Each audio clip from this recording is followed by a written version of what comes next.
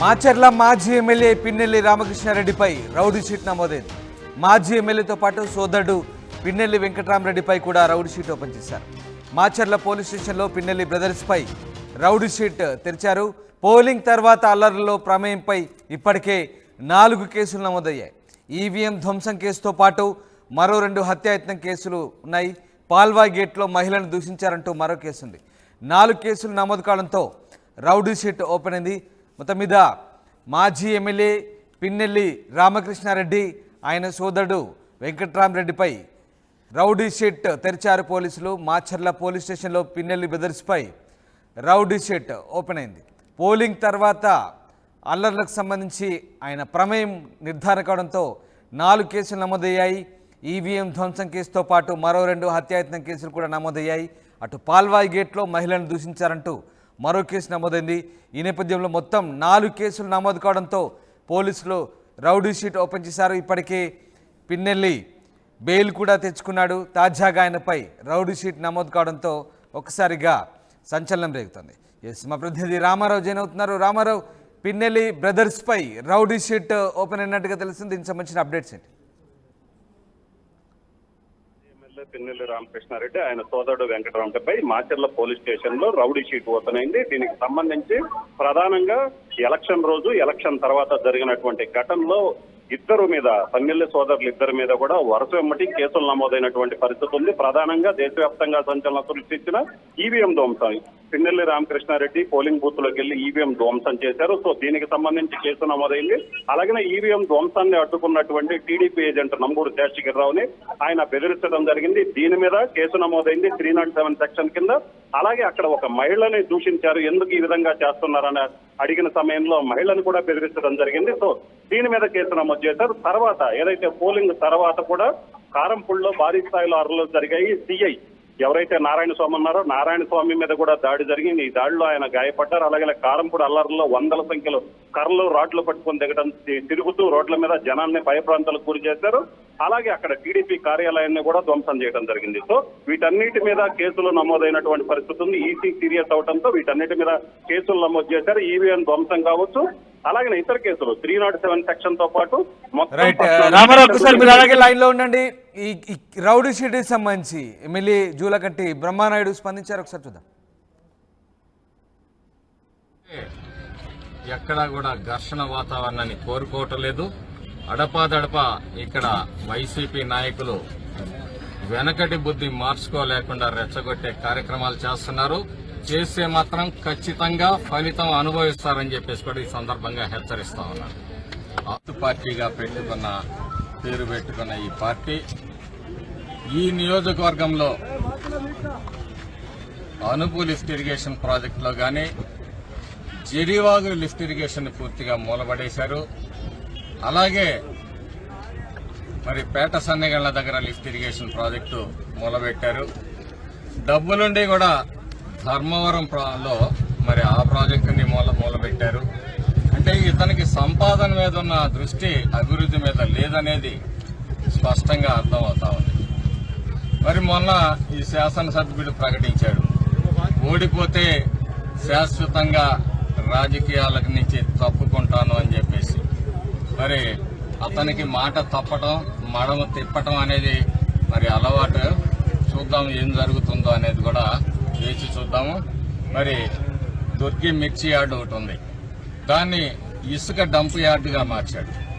ఇక్కడ పూర్తి స్థాయిలో మిర్చి లావాదేవీలు జరిగే విధంగా, ఈ రైతాంగానికి మేలు జరిగే విధంగా చర్యలు తీసుకుంటాము. అంతేకాదు రైట్ కెనాల్ మీద ఎక్కడైతే అవకాశం ఉంటుందో అక్కడ అన్ని చోట్ల కూడా లిఫ్ట్ ఇరిగేషన్ ప్రాజెక్టులు తీసుకురావడానికి ప్రయత్నం చేస్తాం. అప్పుడే సమాజంలో అందరికీ మేలు జరిగినప్పుడే సామాజిక న్యాయం జరుగుతుంది. కానీ బస్సు యాత్రలతోటి సామాజిక యాత్ర అంటే కుదరదు. దానివల్ల జరిగే ఫలితం ఏమీ లేదు, పబ్లిసిటీ స్టంట్ తప్పితే. ఈరోజు వరికపూడిసెల ప్రాజెక్టు గాని, ఈ లిఫ్ట్ ఇరిగేషన్ ప్రాజెక్టులు గాని వస్తే వీటిల్లో ప్రతి పేదవాడు, ప్రతి కులము, ప్రతి పార్టీ వాడు కూడా ఆ ఫలితాలను అనుభవిస్తాడు. ఇది సామాజిక న్యాయం అంటే అన్ని వర్గాలకి న్యాయం చేయటం సామాజిక న్యాయం. సామాజిక న్యాయం అంటే బస్సు యాత్రలు కాదు, తెలుగుదేశం పార్టీ సామాజిక న్యాయం అంటే ఏంటో చేసి చూపిస్తుందని ఈ సందర్భంగా తెలియజేస్తాను.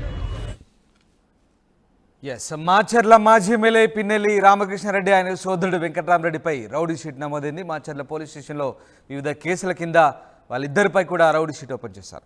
రైట్ రామారావు, మొత్తం మీద ఇద్దరు బ్రదర్స్ పై కూడా 4 కేసులు నమోదు కావడంతో రౌడీ షీట్ ఓపెన్ అయింది. సో దీనికి సంబంధించి అంటే పోలీసులు ఏం చెప్తున్నారు, రౌడీ షీట్ ఓపెన్ కావడంతో ప్రస్తుతం వాళ్ళపై ఉన్నటువంటి కేసులకు సంబంధించి ఎట్లాంటి విచారణ క్రమం సాగే అవకాశం ఉంది? రామదాస్, ఏదైతే ప్రధానంగా ఇప్పటికీ కూడా మాచర్ల ఎమ్మెల్యే ముందస్తు బెయిల్ మంజూరు చేశారు. ప్రజెంట్ ఆయన హైకోర్టు షరతుల మేరకు నర్సరావుపేటలోనే ఉంటున్నటువంటి పరిస్థితి ఉంది. ఆయన ప్రతిరోజు ఎస్పీ ఆఫీస్కి వెళ్లి సంతకం పెట్టాల్సిన పరిస్థితి. అలాగనే ఆ ఎమ్మెల్యే సోదరుడు వెంకటరామరెడ్డి అయితే మాత్రం ప్రస్తుతం అజ్ఞాతంలో ఉన్నారు. ఏదైతే కేసులు నమోదైనప్పటి నుంచి కూడా ఆయన అజ్ఞాతంలో ఉన్నటువంటి పరిస్థితి ఉంది. అయితే మాచర్ల ఎమ్మెల్యేకి ఏదైతే మాజీ ఎమ్మెల్యేకి సంబంధించి చూసుకున్నట్లయితే రేపు 20వ తారీఖున మళ్ళీ హైకోర్టులో మధ్యంతర బెయిల్ మీద విచారణ జరుగుతుంది. సో ఇప్పుడు రౌడీ షీట్లు ఓపెన్ చేసిన క్రమంలో చూసుకున్నట్లయితే మాత్రం మాజీ ఎమ్మెల్యే పిన్నెల్లి రామకృష్ణారెడ్డికి అయితే మాత్రం కొంత ఇబ్బందులు తలెత్తే అవకాశం ఉంది. ఎందుకంటే ఆయన ఇక్కడ ఎమ్మెల్యేగా 4 సార్లు గెలిచినప్పటికీ ప్రస్తుత ఎన్నికల్లో ఓడిపోయారు. అలాగనే పూర్తి స్థాయిలో ఈవీఎం ధ్వంసం అనేది చాలా సీరియస్ గా తీసుకున్నటువంటి పరిస్థితి ఉంది. వెబ్ కెమెరాలో కూడా క్లియర్ గా రామకృష్ణారెడ్డి ఈవీఎం ధ్వంసం చేస్తూ విజువల్స్ రికార్డ్ అయినటువంటి పరిస్థితి ఉంది. దీని మీద ఈసీ కూడా సీరియస్ అయినటువంటి పరిస్థితి ఉన్న నేపథ్యంలో ఖచ్చితంగా ఆయనకైతే మాత్రం కొంత ఇబ్బందులు తప్పవు అనే మాట అయితే వినిపిస్తుంది. న్యాయ నిపుణులు కూడా, ఎందుకంటే కంటిన్యూగా వరుస వెంబడి ఘటనలు చోటు చేసుకున్నాయి, విధ్వంసాలు చోటు చేసుకున్నాయి. సో వీటన్నిటి మీద కేసులు నమోదవడం 307 సెక్షన్ లో కూడా ఆ 2 కేసులు నమోదయ్యాయి. అలాగనే సిఐ నారాయణ స్వామి మీద కూడా ఏకంగా దాడికి సంబంధించి ఆయన ఫిర్యాదు మేరకు కూడా కేసు నమోదు చేయడం జరిగింది. సో విధి నిర్వహణలో ఉన్నటువంటి పోలీసు మీద దాడి జరగటం. సో వీటన్నిటి క్రమంలో అయితే మాత్రం ఇప్పుడు తాజాగా ఇవన్నీ ఆ రామకృష్ణారెడ్డికి ఇబ్బందులు ఉన్నప్పటికీ కూడా ఇప్పుడు మళ్ళీ రౌడీ షీట్ పిన్నెల్లి బ్రదర్స్ ఇద్దరి మీద రౌడీ షీట్ ఓపెన్ చేయడం అనేది అయితే మాత్రం పల్నాడు జిల్లా కాదు, ఉమ్మడి గుంటూరు జిల్లా కూడా సంచలనం సృష్టించిందనే చెప్పుకోవచ్చు. ఎందుకంటే ఇక్కడ జరిగినటువంటి విధ్వంసాలు కావచ్చు, అలాగనే ఇక్కడ జరిగినటువంటి దాడులు కావచ్చు, రాష్ట్ర వ్యాప్తంగా సంచలనం సృష్టించినటువంటి పరిస్థితి ఉంది. సో ఈ నేపథ్యంలోనే పోలీస్ శాఖ దాడులను సీరియస్ గా తీసుకుంది. మరొకసారి ఇలాంటి దాడులు కానీ ఇలాంటి దాడులకు పాల్పడాలంటే భయపడే విధంగా ఉండాలని కూడా ఎస్పీ మల్లికా గారు హెచ్చరించినటువంటి పరిస్థితి ఉంది. సో ఈ నేపథ్యంలోనే నిజంగా సీరియస్ గానే యాక్షన్ తీసుకున్నారు పోలీసులు. మళ్ళీ ఇలాంటి ఘటనలకు పాల్పడే వాళ్ళు భయపడాలి. ఎందుకంటే ఇలాంటి ఘటనలు మళ్ళీ రిపీట్ అయినట్టయితే సమాజంలో శాంతి భద్రతలు అనేది అదుపులో ఉండవని పోలీసులు భావించినటువంటి పరిస్థితి ఉంది. సో ఈ నేపథ్యంలో పల్నాడు ఎస్పీగా మల్లికా గారికి వచ్చినప్పటినీ కూడా చాలా సీరియస్ గా యాక్షన్ తీసుకుంటున్నారు. సో ఈ నేపథ్యంలోనే చాలా మందిని గొడవలకు పాల్పడ్డ వాళ్ళందరినీ అరెస్టు చేసి రాజమండ్రి సెంట్రల్ జైలు, గుంటూరు జైలుకి, అలాగనే నర్సరావుపేట జైలుకి తరలించడం జరిగింది. ఈ నేపథ్యంలో ఇద్దరి మీద రౌడీ షీట్లు ఓపెన్ చేయడం ద్వారా ఒక క్లియర్ మెసేజ్ అయితే పంపినట్టు తెలుస్తుంది. ఎందుకంటే ఇంకెవరైనా సరే, ఏ స్థాయి వ్యక్తి అయినా సరే అల్లర్లకు పాల్పడ్డా, గొడవలకు పాల్పడ్డా ఉపేక్షించేది లేదు. పోలీస్ శాఖ అయితే మాత్రం గొడవలను చాలా సీరియస్ గా తీసుకుంటుందన్న ఒక మెసేజ్ అయితే మాత్రం పబ్లిక్ లోకి బలంగా పంపించాలి. ఎవరైతే గొడవలకు పాల్పడే వాళ్ళు, గొడవలు చేయాలని ఆలోచించే వాళ్ళు ఉన్నారో వాళ్ళందరికీ ఒక మెసేజ్ పంపించాలని పోలీసులు బలంగా భావించారు. ఈ నేపథ్యంలోనే అల్లర్లకు ప్రధాన కారణం అల్లర్లు చేసినటువంటి పిన్నెల్లి బ్రదర్స్ మీద రౌడీ షీట్ ఓపెన్ చేయడం అనేది అయితే మాత్రం ఒక సంచలనంగానే చెప్పుకోవచ్చు. Ramdas, right, thanks for the update Ramarao. ఇది మొత్తం మీద మాచర్ల మాజీ ఎమ్మెల్యే పిన్నెల్లి రామకృష్ణారెడ్డిపై అయితే రౌడీ షీట్ తెరిచారు. మాజీ ఎమ్మెల్యేతో పాటు ఆయన సోదరుడు వెంకటరామరెడ్డిపై కూడా రౌడీ షీట్ ఓపెన్ అయింది మాచర్ల పోలీస్ స్టేషన్లో.